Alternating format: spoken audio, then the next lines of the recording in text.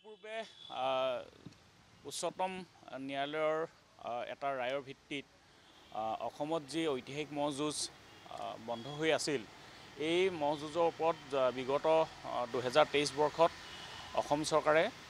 এটা SOP উলিয়াইছিল যাতে অসমত ঐতিহাসিক ম'হ যুঁজ যাতে পুনৰ প্ৰচলন কৰিব পাৰি। আৰু এই SOPৰ বিৰুদ্ধে মহামান্য গুৱাহাটী উচ্চ ন্যায়ালয়ত পেটা নামৰ এটা অৰ্গেনাইজেশ্যনে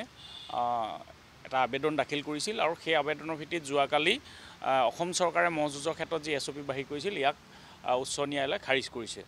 এতিয়া প্ৰথম কথা হ'ল যে আমি টাই আহোম যুৱ পৰিষদ অসম আৰু লগতে ঐতিহাসিক ৰংঘৰৰ যি ৰংপুৰ মেলা আয়োজক সমিতি, এই দুইটা সমিতিৰ ফালৰ পৰা আমি এই ক্ষেত্ৰত আমাৰ প্ৰতিক্ৰিয়া প্ৰকাশ কৰিব বিচাৰিছোঁ। প্ৰথম কথা হ'ল আমি ন্যায়ালয়ৰ ওপৰত আমাৰ সম্পূৰ্ণ আস্থা আৰু বিশ্বাস আছে আৰু আমি এই গোটেই সমগ্ৰ বিষয়টোৰ ওপৰত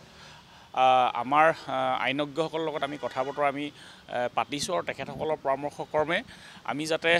অসমত ম'হ যুঁজ পুনৰ বিবেচনা কৰাৰ ক্ষেত্ৰত যাতে এটা ব্যৱস্থা গ্ৰহণ কৰিব পৰা যায় বা ন্যায়ালয়ৰ ওচৰত যাতে পুনৰ আবেদন কৰিব পৰা যায় নেকি, এনেধৰণৰ কথাবিলাক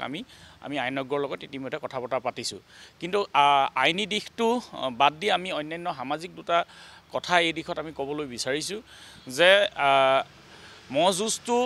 আমাৰ এটা অভিন্ন প্ৰাচীন সাংস্কৃতিক পৰম্পৰা অসমৰ, আৰু ইয়াত এটা ধৰ্মীয় বিশ্বাস জড়িত হৈ আছে যে অসমৰ যিসকল কৃষক ৰাইজ, যিসকল ম'হ পালক বা যিসকল গোৱাল আছে, তেখেতসকলে আজি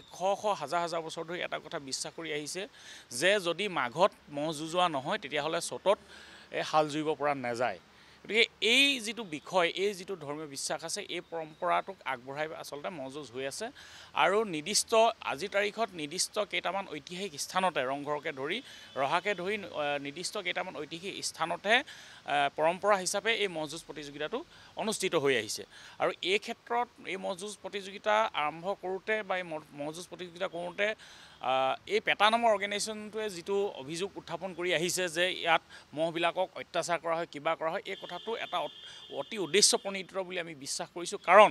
আমাৰ অসমীয়া সকলো মানুহে জানে যেতিয়া ম'হ যুঁজ কৰা হয় এখন তামোল পাণৰ শৰাই দি ভগৱানৰ নাম লৈ ঔ হৰি ঔ ৰাম কৰি বা টাই ভাষাটো কেতিয়াবা আশীৰ্বাদ দি ম'হ দুটাৰ সুস্বাস্থ্য কামনা কৰা হয়, গিৰিহঁতৰ সুস্বাস্থ্য কামনা কৰা হয় আৰু তাৰ পাছত সেই ম'হ দুটা ৰাইজৰ আশীৰ্বাদ লৈ পেলাই পথাৰত মেলি দিয়া হয়। যদি ম'হ দুটাই ঘূৰি পেলাই যুঁজিলে নুযুঁজিলে ম'হকেইটা যদি আঁতৰি যায় তেতিয়াহ'লে কি হয়, আকৌ গোৱালে নি বান্ধি গোহালিত ৰাখে যাতে তেওঁলোকে আকৌ ম'হটো যুঁজাব পাৰে, আকৌ তেখেতসকলে যাতে ম'হটো হাল বাব পাৰে। গতিকে এই কথাবিলাকৰ আওকাণ কৰি জালিকাট্টুত যিটো এটা ষাঁড় গৰু আপোনালোকে জানে দৌৰ বা যুঁজৰ ঘটনাৰ আলম লৈ যিটো উচ্চতম ন্যায়ালয়ে 2014 বৰ্ষত এই ধৰণৰ জীৱ জন্তু যুঁজবিলাক নিষিদ্ধ কৰিছিল যদিও অসমৰ প্ৰাচীন পৰম্পৰাৰ ক্ষেত্ৰত অসম চৰকাৰে এটা বিশেষ পদক্ষেপ লৈছিল। অসমৰ ৰাইজৰ, চহা ৰাইজৰ, কৃষক ৰাইজৰ অনুৰোধত বিগত বৰ্ষত অসম চৰকাৰে এটা ব্যৱস্থা গ্ৰহণ কৰিছিল SOP উলিয়াই। গতিকে আমি ভাবিছিলোঁ যে অনাগত দিনত চৰকাৰে এখন পূৰ্ণাংগ পৰ্যায়ৰ আইন প্ৰণয়ন কৰিব যাতে অসমৰ পৰম্পৰাটো ৰক্ষাৰ স্বাৰ্থত। আমিও নিবিচাৰোঁ যে এনেধৰণৰ প্ৰাণীৰ বিৰুদ্ধে এটা অত্যাচাৰ হওক, আমিও নিবিচাৰোঁ, অসমৰ কোনো কৃষক ৰাইজে এইটো নিবিচাৰে। কিন্তু আমি এটা কথা অতি উদ্বেগেৰে লক্ষ্য কৰিছোঁ যে আজিৰ তাৰিখত এই পেটা নামৰ অৰ্গেনাইজেশ্যনতে কেৱল ম'হ যুঁজৰ সময়ত তেওঁলোকে সৰব হয়। অসমত বিভিন্ন সময়ত আপোনালোকে চাব যে আজি আমাৰ মা কামাখ্যা ধামতে হওক বা আজি বিলবেশ্বৰ দেৱালয়তে হওক, অন্যান্য যোনবিলাক আমাৰ ধাৰ্মিক অনুষ্ঠানবিলাক আছে তাত আমাৰ দুৰ্গা পূজাকে ধৰি অন্যান্য সময়ত ম'হ বলি দিয়ে, সেই সময়ত তেওঁলোক নিমাত থাকে। বা আপোনালোকে জানে কুৰবানীৰ সময়ত হাজাৰ হাজাৰ লাখ লাখ গৰু আমাৰ ইয়াত হত্যা কৰা হয়, সেই সময়ত তেওঁলোক নীৰৱে থাকে। বা অন্যান্য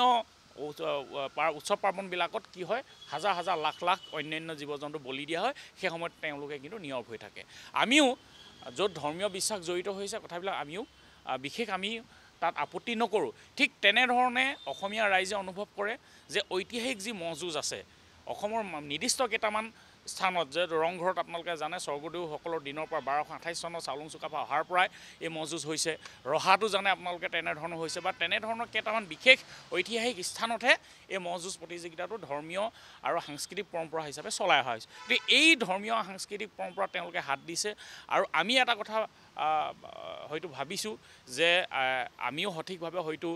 ন্যায়ালয়ৰ ওচৰত আমাৰ পক্ষটো আমি ৰাখিব পৰা নাই গতিকে সেই ক্ষেত্ৰত আইনজ্ঞসকলৰ আমি পৰামৰ্শ নিশ্চয় ল'ম কিন্তু এই আপাহতে আমি অসম চৰকাৰক আৰু কেন্দ্ৰীয় চৰকাৰক আমি অনুৰোধ জনাম যে অসমৰ আৰু উত্তৰ পূৰ্বাঞ্চলৰ এই অনন্য সাংস্কৃতিক পৰম্পৰাটো য'ত পৰ্যটনৰ এটা বিশাল সম্ভাৱনা লুকাই আছে এই ক্ষেত্ৰত এখন আইন প্ৰণয়ন হওক আৰু এই পেটা নামৰ আমি অৰ্গেনাইজেশ্যনটোক অনুৰোধ জনাইছোঁ যে আপোনালোকে প্ৰকৃতাৰ্থত য'ত কাম কৰিব লাগে তাত কাম কৰক অসমীয়া ৰাইজৰ সংস্কৃতিৰ ওপৰত আপোনালোকে অযথা হস্তক্ষেপ নকৰিব আমি মহামান্য ন্যায়ালয়ৰ ওপৰত আমাৰ সম্পূৰ্ণ আস্থা আছে আমি প্ৰয়োজন সাপেক্ষে আইনজ্ঞৰ পৰামৰ্শ লৈ আমি ন্যায়ালয়ৰ কাষ আমি চাপিম যাতে আমাৰ এই সাংস্কৃতিক পৰম্পৰা আৰু ধৰ্মীয় বিশ্বাসটো যাতে আমি বজাই ৰাখিব পাৰোঁ আৰু অনাগত দিনত যাতে এই পেটা নামৰ অৰ্গেনাইজেশ্যনটোৱে অসমীয়া কৃষ্টি সংস্কৃতি ৰক্ষা কৰাৰ স্বাৰ্থত অসমৰ ৰাইজে বা অসমৰ চৰকাৰে কিবা পদক্ষেপ গ্ৰহণ কৰিলে তাত যাতে বিধি পথালি দিবলৈ নাহে তাৰ কাৰণে আমি আহ্বান জনাইছোঁ আৰু অনাগত দিনত আমি আশা ৰাখিম চৰকাৰে এখন ম'হ যুঁজ পুনৰ প্ৰচলনৰ ক্ষেত্ৰত এখন যাতে আইন প্ৰণয়ন কৰে তাৰ বাবে আমি আশা ৰাখিম যিকোনো খবৰৰ বাবে যোগাযোগ কৰক 7099017330 লগতে 7099017110 নম্বৰত